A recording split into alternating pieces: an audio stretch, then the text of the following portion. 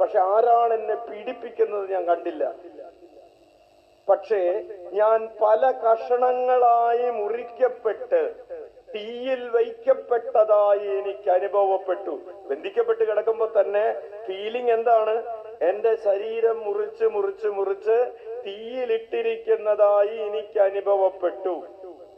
ഞാൻ ആവർത്തിക്കുന്നു, ഈ ആന്തരികമായ തീയും നിരാശയും, അവിടെ കിടക്കുമ്പോൾ ഉള്ള നിരാശ, ഉള്ളിൽ അനുഭവിക്കുന്ന തീ, എല്ലാ സഹനങ്ങളെക്കാളും ഈ ഭൂമിയിൽ ഇന്ന് നമ്മൾ അനുഭവിക്കുന്നു എന്ന് പറയുന്ന എല്ലാ സഹനങ്ങളെക്കാളും കഠോരമാണ്. അടുത്ത പാരഗ്രാഫ്. എനിക്ക് ഇരിക്കാനോ കിടക്കാനോ കഴിഞ്ഞില്ല. അല്ലേ, ക്ലോസറ്റ് പോലെയുള്ള സ്ഥലം കുഴലിൽ നിർത്തിയിരിക്കുകയാണ്. അപ്പൊ ഇരിക്കാനും കുറച്ചു നേരം ക്ഷീണിച്ചു കഴിയുമ്പോ കിടക്കാനൊന്നും പറ്റുന്നില്ല. എനിക്കിരിക്കാനോ കിടക്കാനോ കഴിഞ്ഞില്ല. അതിനുള്ള സ്ഥലമില്ലായിരുന്നു. മതിലിലെ ഒരു തുളയിൽ എന്നതുപോലെ എന്നെ കുത്തി നിർത്തിയിരിക്കുകയായിരുന്നു. എനിക്ക് ചുറ്റും ചുമരുകൾ മാത്രം. എനിക്ക് ശ്വസിക്കാൻ കഴിഞ്ഞില്ല. പ്രകാശമുണ്ടായിരുന്നില്ല. എങ്ങും കൂരിരുട്ട് മാത്രം. ശ്രദ്ധിക്കണേ. ഈ ദർശനം കണ്ട് ഞാൻ ഭയന്നു വിറച്ചു.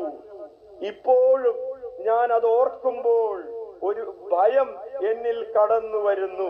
6 വർഷങ്ങൾക്ക് ശേഷം ഞാൻ ഇതെഴുതുമ്പോൾ, ഈ ദർശനമുണ്ടായ 6 കൊല്ലങ്ങൾക്ക് ശേഷമാണ് അമ്മ ത്രേസ്യ തന്റെ ആത്മകഥ എഴുതുന്നത്. അപ്പൊ 6 കൊല്ലങ്ങൾക്ക് മുമ്പ് കണ്ട ആ ദർശനം 6 വർഷങ്ങൾക്ക് ശേഷം ഇത് എഴുതുമ്പോൾ ഇപ്പോഴും എന്റെ ശരീരം തണുത്തു മരവിച്ചു പോകുന്നു. അടുത്തത്, നശിച്ചു പോകുന്ന ആത്മാക്കളെ കുറിച്ച് ഞാൻ ഒത്തിരി വേദനിക്കാൻ കാരണമായത് ഈ ദർശനമായിരുന്നു. ദർശനം കഴിഞ്ഞു. എന്നിട്ട് അമ്മ ത്രേസ്യ എഴുതുകയാണ്, ഈ ദർശനത്തിലൂടെ ഈശോ എങ്ങനെയാണ് എന്നെ നല്ല വഴിക്ക് നയിച്ചത് എന്നെഴുതുകയാണ്. നശിച്ചു പോകുന്ന ആത്മാക്കളെ കുറിച്ച് ഞാൻ ഒത്തിരിയേറെ വേദനിക്കാൻ കാരണമായത് ഈ ദർശനമായിരുന്നു.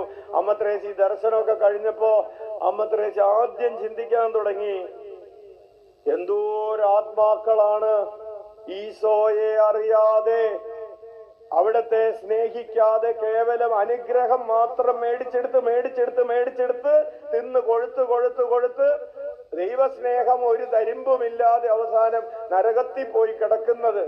അനുഗ്രഹം മേടിച്ചെടുക്കുന്നുണ്ട്, ജോലി മേടിച്ചെടുക്കുന്നുണ്ട്, കല്യാണം നടത്തുന്നുണ്ട്, അല്ലെങ്കിൽ സാമ്പത്തിക മെച്ചപ്പാടൊക്കെ ആവുന്നുണ്ട്. പക്ഷെ കർത്താവിനെ സ്നേഹിക്കാൻ കഴിയുന്നില്ല.